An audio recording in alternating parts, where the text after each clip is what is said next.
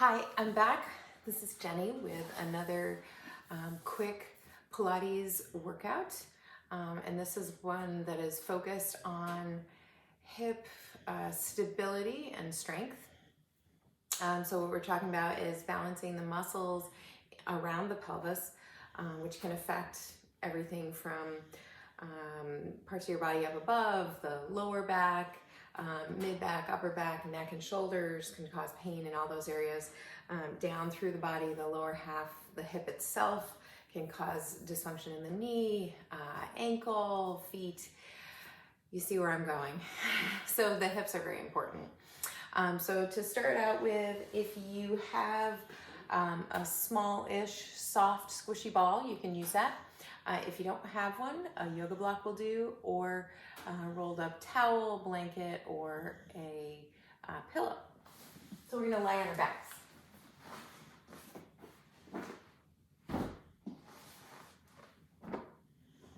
Small lift under your head if you have it. Folded up towel or blanket. And you're just gonna place the ball between your inner thighs, close to the knees if you like, just to warm up the deep core. Firing the deep core by using those adductor muscles, those inner thighs. So make sure that you don't place your feet too far apart so your knees aren't knocking. You're just firing those deep inner thigh muscles, as I said, to make the pelvic floor and deep abdominals contract. So deep breath in and exhale to contract. Squeeze the ball. Think of zippering from your inner knees all the way to your belly button. Inhale to relax. And exhale again, flattening across those abdominals, but also thinking of the entire abdominal wall engaging. So we're not just focusing on one area. You know, we've all heard the cue, belly button to spine. It is effective for thinking about those corseting abdominals, but we want all of those abdominals to come to the party. Those internal obliques that are down low, those external obliques up near the rib cage. One more time, just squeezing and releasing. Now keep going with the squeeze. We're gonna add our hip rolls. So hip rolls, bridging, just a generally good exercise for getting those posterior hip muscles engaged. But now with an eye towards the core by squeezing the ball. Deep breath in. Exhale as you squeeze. Slight posterior tilt of the pelvis, making those glutes fire, lift the hips up. Pausing without overarching the spine, so I'm not going too high up. I'm just going to get this stuff out of the way so that you can compare this kind of a bridge to this more neutral spine bridge. Deep breath in and exhale, rolling down through the spinal vertebra. Inhale to relax. And the whole time throughout the movement, I'm squeezing the ball so that my knees come into better alignment, more neutral, more let's call it balance right and left. Inhale, stay. And exhale to roll it back down. Two more of these. Inhale there. And exhale, roll. And one more. Squeeze, tilt, and come on up. Inhale there, and exhale it out. And take the ball away and rock those knees from side to side. A little internal rotation there, a little bit of rotation through the trunk.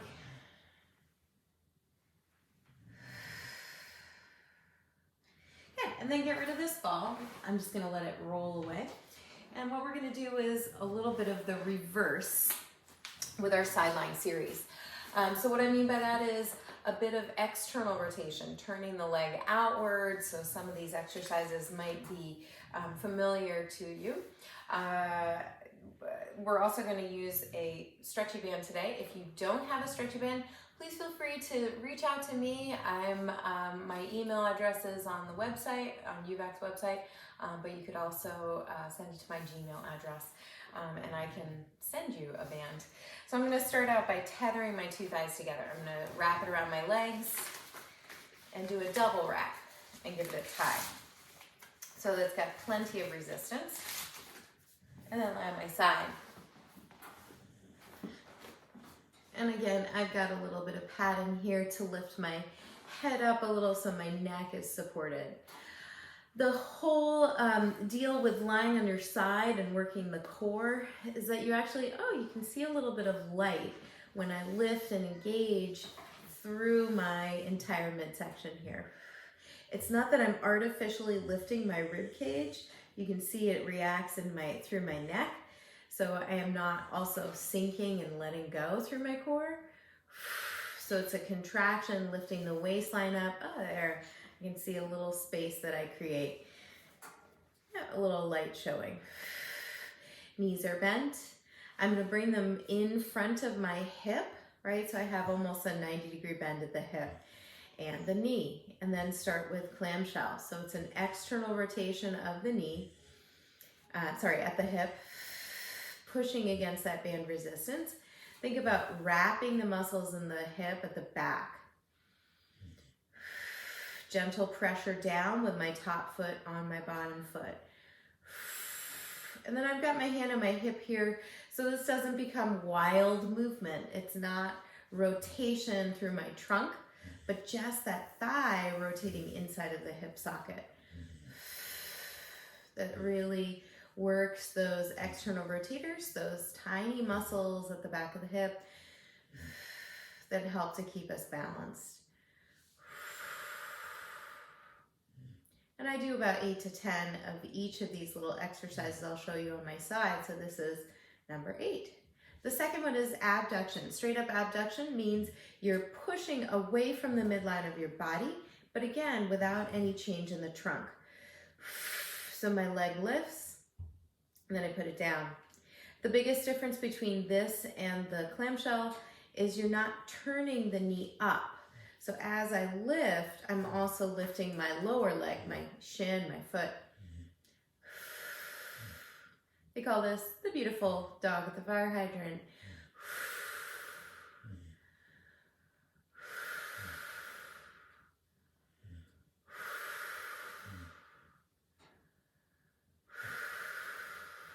What I like to do then as a follow-up to those two is the reversal, the internal rotation. So when we work with the band resistance, that's mostly when we push against it, outward or external rotation. So this is internal rotation, but it's resisted on the way back up. So that means we're working eccentric contraction in those glutes and those rotators. So it's all around awesome for the hip. Here's what you need to remember. Turn the knee inward, turn the thigh inward, and my foot goes upward. And then exhale, press right back up against the band with your thigh and your knee. Not turning out, but just coming back to parallel. Turn the knee inward, slowing it down. And this one you might notice is jumpy as you try to slowly turn the knee downward. That's the hard part. And actually you could exhale or inhale on either of those motions.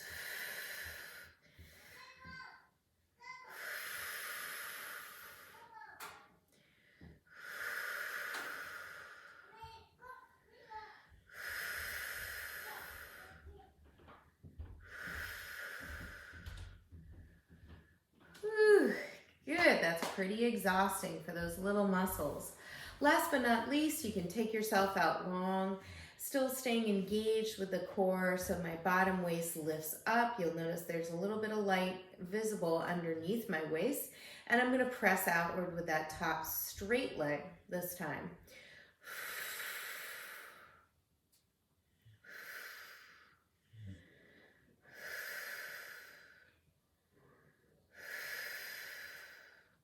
My waist is getting a little wobbly. I'm going to just re-engage. And then lower it down. Good. Come on to the other side and we do the same thing. So again, 8 to 10 reps of each of these. I'm starting out with the clamshell. You'll get a slightly different perspective here on my second side. I am lifting my waist, dropping my hip away from my rib cage. And then starting with that external rotation, that pressing against the band as my knee turns up.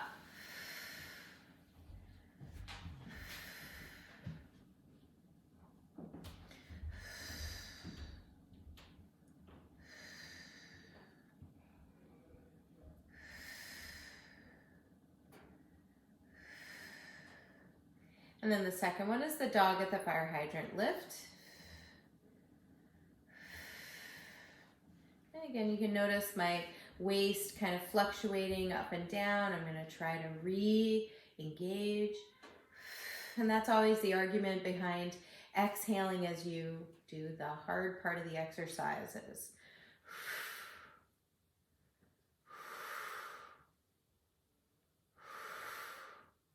Good, and then the reverse of the clam is internal rotation. So I lift my leg up into that dog lift, and then I turn inward, which means my knee turns in, my foot turns up, and then I lift back up through the thigh. Turn inward, the foot lifts up, press back up with the leg, rotate, and lift back up.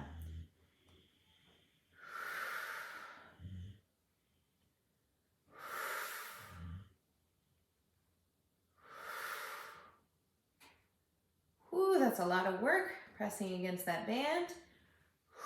I'm really regretting tying it that tightly.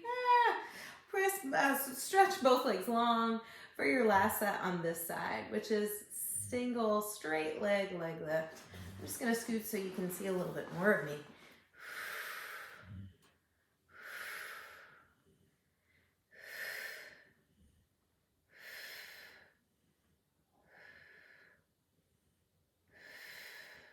Good, roll onto your back.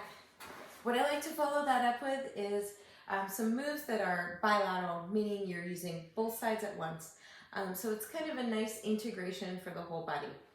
So the first one is the reverse of what we did in our warm-up, which was bridging with adduction, or pushing in on the ball to make that pelvic floor deep core fire. So this time we'll be abducting, which means pushing out against the band.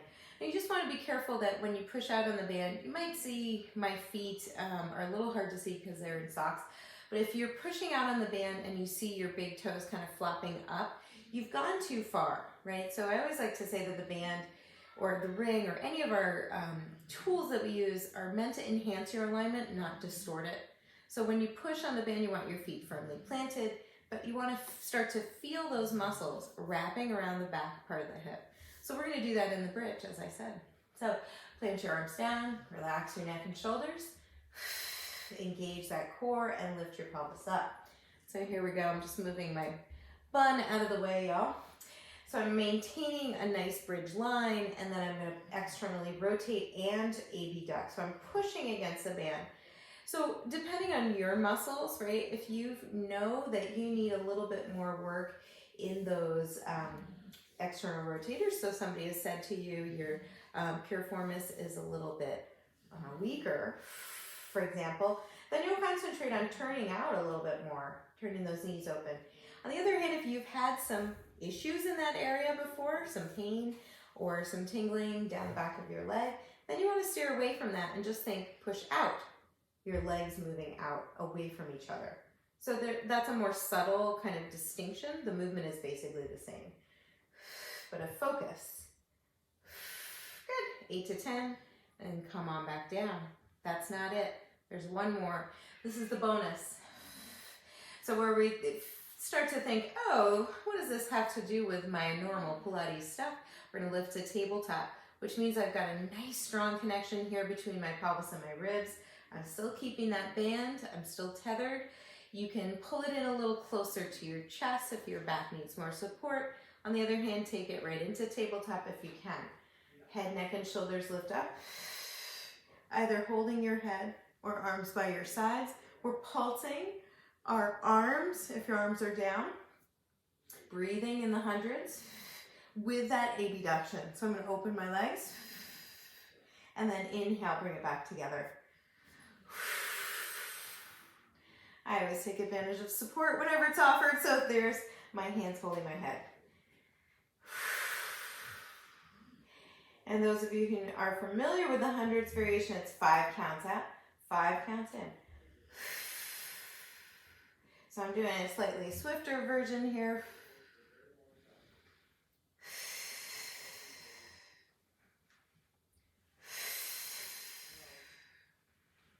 And let's do 2 more. Why not? And last one. Then just come on back down, hug those knees up, and roll it side to side, or circle those legs around. Under your band, if you need to sit up to do that, do so. And tether yourself. And then always a good follow-up for this is just your external rotation, that nice figure 4 stretch. You can take it down here or lift it up closer to you. Be cautious, as always with figure 4, that you're not overdoing that pressure on the knee. You can see even my head started to react, right? So you want your pelvis to stay nice and steady as you're lengthening, and then stretch the other side.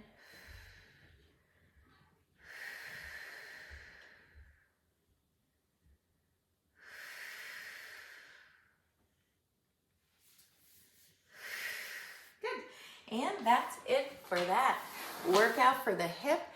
Thanks. Let me know how it felt.